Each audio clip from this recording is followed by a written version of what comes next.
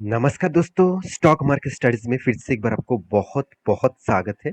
तो आज यहाँ पे मैं बात करूंगा एक प्राइवेट बैंक के बारे में। देखिए, प्राइवेट इंडस्ट्रीज में जितने सारे बैंक्स हैं, तो उनमें से लीडर है, आप सभी जानते हैं, एचडीएफसी बैंक। उसके बाद सेकंड पोजीशन में है आईसीआईसीआई बैंक। उसके बाद थर्ड पोजीशन में है कोटक महिंद्रा बैंक। और उसके बाद जिस कंपनी का नाम आते हैं वो है एक्सिस बैंक। तो आज मैं बात करूंगा एक्सिस बैंक के बारे में, क्योंकि बहुत सारे लोगों का कमेंट भी था और मैं खुद इसके ऊपर एक वीडियो बनाना चाहता था, क्योंकि कंपनी ने जो लाइफ टाइम का जो हाई था उस लेवल को ब्रेक किया और एक बहुत तगड़ा परफॉर्मेंस करके ब्रेक किया। तो मेरे हिसाब से एक बिग मोमेंटम आने वाला है इस कंपनी के ऊपर, एक बिग रैली देखने को मिलेगा। तो प्लीज वीडियो को लास्ट तक देखिएगा, क्योंकि मैं टेक्निकल चार्ट पैटर्न के हिसाब से आपको दिखाऊंगा कि कंपनी किस तरीके से ब्रेकआउट किया है और कितना स्ट्रॉन्ग ब्रेकआउट यहाँ पे हुआ है। तो वीडियो को लास्ट तक जरूर देखिएगा, और अभी तक आपने इस चैनल को सब्सक्राइब नहीं किया तो जरूर सब्सक्राइब कर लेना, क्योंकि आपको daily basis stock market information update इसी चैनल के माध्यम से लगातार लगातार मिलते जाएंगे। और हाँ, आप ट्रेडर है तो आपके लिए खुशखबरी है, तो आप जाकर टेलीग्राम को ज्वाइन करिए, क्योंकि आप डेली बेसिस ट्रेड करते हैं तो वहाँ पे जाकर कॉल लेकर आप काम कर सकते हैं, फ्री ऑफ कॉस्ट है। ऐसे आपको मैं जरूर कहूंगा, आप डायरेक्ट जाकर काम मत शुरू करिएगा। आप एक हफ्ते के लिए वॉच करिएगा, अगर आपको अच्छा लगता है तभी काम करना, नहीं तो आप काम मत करना और ग्रुप से एग्जिट हो जाना। तो चलो देख लेते हैं आज के स्टॉक के बारे में। तो देखिए, कंपनी के पिछले दिनों के चार्ट पैटर्न आपके सामने ओपन कर चुका हूँ। कंपनी देखिए बहुत मतलब लो लेवल से कंपनी उठ के यहाँ पे आया है। कंपनी का जो पिछले दिनों में जो रैली था 9.5% से भी ज्यादा, तो आप कहेंगे सर इतना बड़ा रैली बहुत दिनों के बाद क्यों हुआ है? उसके पीछे कोई ना कोई तो रीजन होगा। देखिए, कोई भी स्टॉक अगर भाग रहा है तो उसके पीछे आपको लॉजिक समझना पड़ेगा। विदाउट लॉजिक कोई भी स्टॉक भाग रहा है तो सोचिए उस कंपनी में फेक फेक न्यूज चल रहा है, और उसके उसके ऊपर इन्वेस्टर आपको पम्प्स एंड डंप दिखा रहा है, तो आप उसमें ट्रैक में मत फंसिएगा। तो ऑब्वियसली कंपनी ऐसे काम किया जिस काम के बेसिस से कंपनी को इस तरीके से तो भागना ही चाहिए था, क्योंकि कंपनी का पिछले दिनों में क्वार्टर 2 का रिजल्ट आने वाला था। और रिजल्ट पब्लिश कंपनी ने किया है और धमाका किया है रिजल्ट में। तो किस तरीके से धमाका हुआ है तो उसके बारे में बात करूंगा। तो उससे पहले मैं थोड़ा सा आपको चार्ट पैटर्न का रिव्यूज दिखा देता हूँ। देखिए, स्टॉक में कितना 5 दिनों में 13% का रिटर्न दे दिया, सिर्फ एक मंथ में कितना 14% तक रिटर्न। देखिए, इस तरीके से खराब सिनेरियो में ग्लोबली जो प्रॉब्लम्स है उस प्रॉब्लम्स को अभी एक ही कंट्रीज टक्कर दे पा रहा है, वो है इंडिया।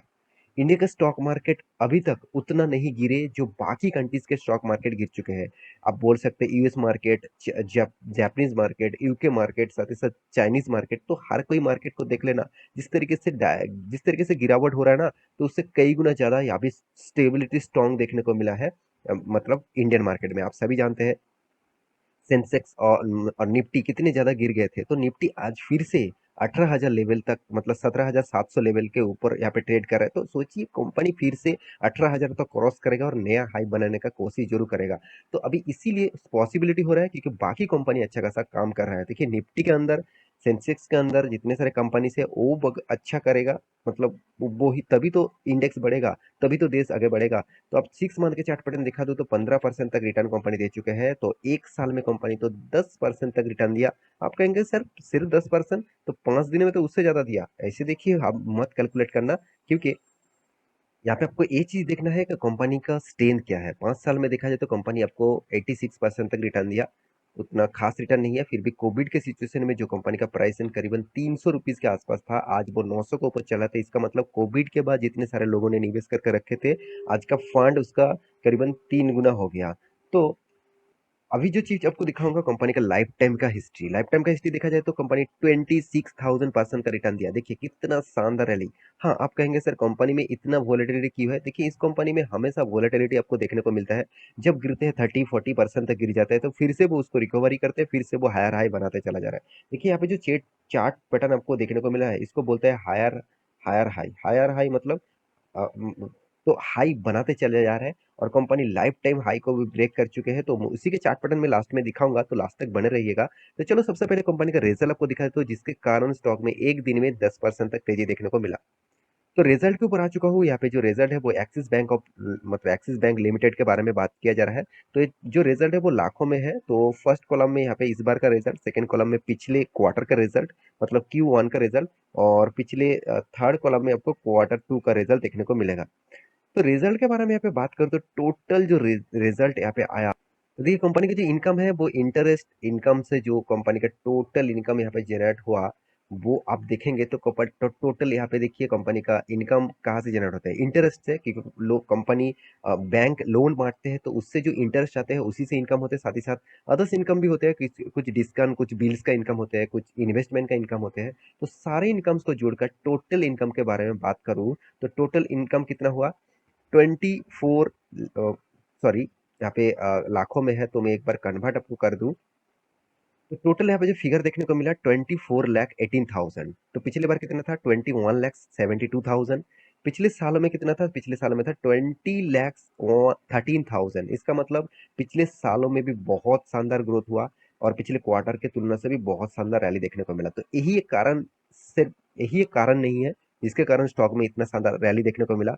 और एक जो बेस्ट दो कारण है वो कारण जरूर देखना, इस कारण को आप मिस करेंगे तो आपको इस कंपनी के बारे में ज़्यादा से ज़्यादा पता नहीं चलेगा। तो चलो उस कारण को मैं डिस्कस कर लेता हूँ। तो दूसरा जो पॉइंट्स है वो है कंपनी का एक्सपेंस। तो टोटल एक्सपेंडिचर के बारे में बात करूँ तो टोटल एक्सपेंडिचर आपको यहाँ पे मैं दिखा दूँ तो यहाँ पे देखा जाए तो टोटल एक्सपेंडिचर कितना हुआ, 16,46,000। पिछले बार कितना था, 15,84,000। पिछले सालों में था 14,20,000। तो कंपनी का जो यहाँ पे जो यहाँ पे ग्रोथ दिखा वो अच्छा खासा यहाँ पे मेंटेन भी कंपनी किया। तो जो मेन इंपॉर्टेंस पॉइंट है उसके ऊपर ध्यान देना है, जिसके कारण स्टॉक ने भागा है, वो सबसे बेस्ट पॉइंट है, वो है प्रोविजन। तो कंपनी का जो प्रोविजन है, वो प्रोविजन बहुत इंपॉर्टेंस है बैंकिंग के लिए। प्रोविजन जितना कम होगा, इतने टाइम में तो जितना ज्यादा हो रहा तो ठीक ठाक है, अभी प्रोविजन जितना कम होगा उतना ही खास है कंपनी के लिए। क्योंकि प्रोविजन मतलब मान के चलिए मार्केट में जो पैसे पड़े हुए हैं उस पैसे कंपनी कितने मतलब बैंक में ले आ पा रहे हैं उसी के ऊपर डिपेंड करते हैं बैंक का फ्यूचर का परफॉर्मेंस। मान के चलिए आप, आपका 5 दोस्त को 1 लाख 1 लाख करके दिया, आपने 5 लाख रुपया दे दिया, तो आपने आपका दो दोस्त आपका पैसा वापस कर दिया, मतलब आपके मार्केट में अभी भी 3 लाख पैसा पड़े हुए हैं। तो जितने पैसे पड़े रहेंगे तो उतना ही आपके लिए जितना खतरा होगा उतना ही खतरा बैंकिंग के लिए है। तो उसको बोला जाता है प्रोविजन। तो प्रोविजन ऑब्वियसली यहाँ पे कम किया। आप कहेंगे सर पिछले क्वार्टर के तुलना से तो कम नहीं हुआ, पिछले सालों की तुलना से 3 गुना कम हुआ, 3 गुना कम हुआ। तो यही सबसे बड़ी पॉइंट्स है। ईयर ऑफ ईयर बेसिस में जो एस्टिमेट किया गया है तो उसके बेसिस से बहुत तगड़ा परफॉर्मेंस किया और यही एक कारण है जिसके कारण स्टॉक के ऊपर रैली देखने को मिला। अभी और एक पॉइंट्स आपके साथ शेयर करूंगा जो है profit and loss. Profit and loss मतलब टैक्सेशन के बाद टोटल नेट प्रॉफिट के बारे में बात करते हो, net profit for the period, इस चीज को आप देख लीजिए। तो यहाँ पे फॉर द पीरियड आप देखेंगे तो कंपनी का जो प्रॉफिट हुआ, देखिए मैं आपको लाखों में है करोड़ में कन्वर्ट कर देता हूँ। करोड़ में कन्वर्ट करने का सही आपको प्रोसीजर बता देता हूँ। लास्ट जो 2 अंक है उसको आप मतलब बंद कर दीजिए, उसके बाद देख लीजिए कितना हुआ, 5,330 करोड़ का आसपास। तो पिछले बार कितना था, पिछले बार भी मैं कर देता हूँ 4,125 करोड़ के आसपास। और पिछले सालों में कितना था, पिछले सालों में आपको मैं यहाँ पे 2 अंक बंद कर देता हूँ तो 3,130 रुपीज के आसपास।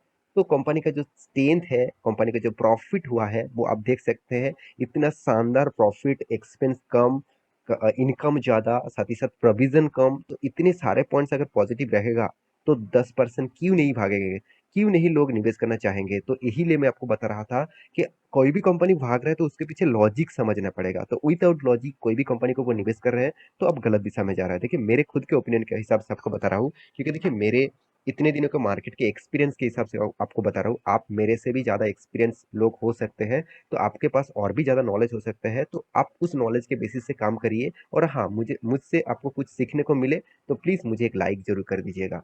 तो यहाँ पे देख सकते हैं कंपनी का और एक नेक्स्ट पॉइंट है जो है कंपनी का एनपीए, नॉन परफॉर्मिंग एसेट। जो आपको मैं कोई भी बैंकिंग स्टॉक में डिटेल्स डेटा दिखाता हूँ वो इस पॉइंट को मैं हमेशा कवर करता हूँ। तो एनपीए भी कंपनी ने बहुत तगड़ा परफॉर्मेंस यहाँ पे कंट्रोल में रखा हुआ है, क्योंकि एनपीए जितना कम होगा प्रोविजन की तरह उतना ही बैंकिंग के लिए खास होगा। देखिए कि इस बार कितना हुआ, 0.51, पिछले बार 0.64। तो यहाँ तक तो अच्छा खासा परफॉर्मेंस हुआ क्वार्टर क्वार्टर बेसिस। पिछले सालों से कंपनी करीबन करीबन 50% कम कर दिया। तो यही सबसे बड़ा स्ट्रेंथ बन गया इस कंपनी का। तो देखिए एक्सिस बैंक जिस दिशा में जिस तेजी से काम कर रहा है, मेरे हिसाब से इसका जो पहले जो कंपनी है इंडसइंड बैंक, सॉरी इसके पहले जो बैंक है कोटक बैंक, तो उसके साथ टक्कर लेने के लिए तैयार हो चुके हैं। तो कंपनी के ऊपर सिर्फ मैं और एक चीज दिखाऊंगा वो है इस कंपनी का रिटेल बैंकिंग से कितना पैसा आ रहा है। देखिए आप देखेंगे तो रिटेल बैंकिंग मतलब जितने सारे सेविंग अकाउंट्स होते हैं, तो उनमें से कंपनी का कितना पैसा आ रहा है वो आपको देखना चाहिए। मैं आपको हमेशा एक चीज बोलते आया हूँ कि कासा रेशियो मतलब current account and saving accounts, इस दोनों अकाउंट से बैंकिंग के पास ज्यादा से ज्यादा पैसा आता है, उसी पैसे को बैंक बांटते रहते हैं लोन के हिसाब से। तो रिटेल बैंकिंग से कितना पैसा आया है वो देखना चाहिए कि इस बार कम आया है कि ज्यादा आया है। ऑब्वियसली ज्यादा आया है, 21 लाख, और पिछले बार 19 लैक्स, पिछले सालों में 17 लैक्स। देखिए यहाँ पे लाखों में है, आप सिर्फ फिगर देखना, आपको पता चल जाएगा। देखिए आपको ऐसे नहीं कि बैलेंस शीट आपको याद रखना है, चलो इस बार इतना हुआ था उस बार उतना हुआ था, ऐसे बिल्कुल नहीं। आपको सिर्फ देखना है ग्रोथ किस तरीके से हो रहा है, किस बेसिस से हो रहा है। तो यहाँ पे अच्छा खासा ग्रोथ हुआ है। आप कॉर्पोरेट से देखा जाए तो कॉर्पोरेट जितने सारे बैंकिंग है, जैसे मान के चलिए करंट अकाउंट से, बिजनेस अकाउंट से कितना कंपनी के हाथ में पैसा है। 7,800, पिछली बार था 7,300, पिछले सालों में था 7,500। तो यहाँ पे भी कंपनी का ग्रोथ देखने को मिला। साथ ही साथ ट्रेजरी जो फर्म है, तो ट्रेजरी जो होते हैं, मतलब ट्रेजरी मतलब मान के चलिए जितने एफडी होते हैं, जितने सारे बॉन्ड्स होते हैं, तो उस तरीके से चीज से बैंकिंग को कितना पैसा आया वो भी देख लीजिए, ज्यादा हुआ 5,000, 4,000, 5,000। तो हर पैरामीटर यहाँ पे अच्छा खासा देखने को मिला। तो मेरे हिसाब से इस कंपनी के ऊपर फोकस जरूर रखिएगा। अभी इस कंपनी का चार्ट पैटर्न आपको बता दूं तो देखिए यहाँ पे मैं एक ट्रेंड लाइन ड्रॉ करके रखा। यहाँ पे जो प्रीवियस डे हाई था, यहाँ पे जो प्रीवियस डे हाई था, यहाँ पे कौन सा टाइम में था वो आपको बता दूं, 2019 में। यहाँ पे जो टाइम पीरियड था करीबन करीबन आप देखेंगे तो जून मंथ में यहाँ पे हाई किया था। तो उसके बाद कंपनी फिर से एक बार रिटेस्ट किया, कहाँ पे, यहाँ पे। तो यहाँ पे जो रिटेस्ट किया कौन सा टाइम में वो भी आप देखेंगे तो 2021 में, तो कोविड सिचुएशन के बाद सेकेंड वेव के टाइम में। उसके बाद अभी देखिए कंपनी जो धमाका किया, और अब वॉल्यूम देखिए, वॉल्यूम देखकर ही आपको पता लग गया कि कंपनी कितने शानदार ब्रेकआउट किया है। तो मेरे हिसाब से ये जो ब्रेकआउट हुआ है, यहाँ पे एंटर होने के लिए आप सोच सकते हैं, आप स्टडी कर सकते हैं। तो ये था कंपनी का डिटेल्स। तो आशा करता हूँ सारी जानकारी को मिल चुका है। मेरे इस वीडियो आपको अच्छा लगे तो प्लीज लाइक करना, कमेंट करना, और चैनल को सब्सक्राइब भी करना। मिलते हैं नेक्स्ट नया स्टॉक लेके, तब तक के लिए अच्छे से रहिए, अपने ख्याल रखिए।